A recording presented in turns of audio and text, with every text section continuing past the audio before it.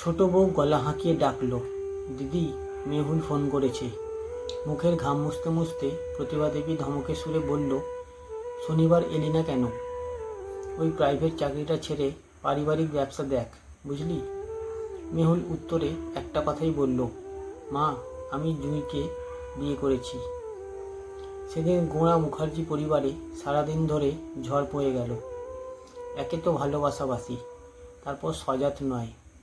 কলকাতার ছোট্ট ভাড়া বাড়িতে ভালোই চলছিল মেহুল ও জুঁইয়ের সংসার। বছর ঘুরতে না ঘুরতেই হঠাৎ এক সন্ধ্যায় বেপরোয়া একটি গাড়ি মেহুলের প্রাণ নিল। সংসারে প্রাণ ও মান দুই বাঁচাতে শুরু হলো জুঁইয়ের জীবন সংগ্রাম। মুখার্জি পরিবারে মেহুলের মৃত্যু সংবাদ পৌঁছানোর কয়েক মাসের মধ্যেই হঠাৎ স্ট্রোকে মারা গেলেন মেহুলের বাবা। পরিবারের কর্তা প্রতিভা দেবী একা হয়ে গেলেন মুখার্জি পরিবারে। অল্প কয়েকদিনের মধ্যেই প্রতিভা দেবী অনুভব করতে লাগলেন সবাই যেন তাকে উপেক্ষা করছে। ক্ষোভ অভিমানে প্রতিভা দেবী এক সন্ধ্যায় উদ্দেশ্যহীনভাবে সবার অজান্তে ট্রেনে উঠে পড়ে। দু চোখে জল, সংসারে আজ সে একা। হঠাৎ, কাকিমা, আপনি কোথায় যাবেন? কে বাবা?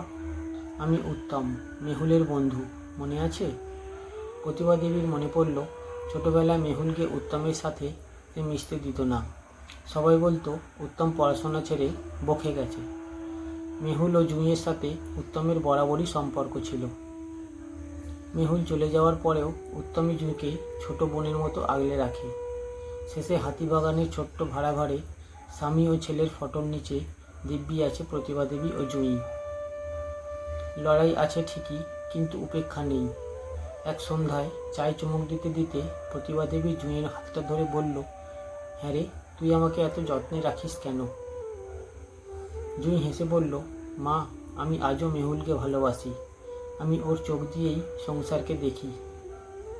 দুজনে বাকরুদ্ধ হয়ে আলিঙ্গনে আবদ্ধ হলো।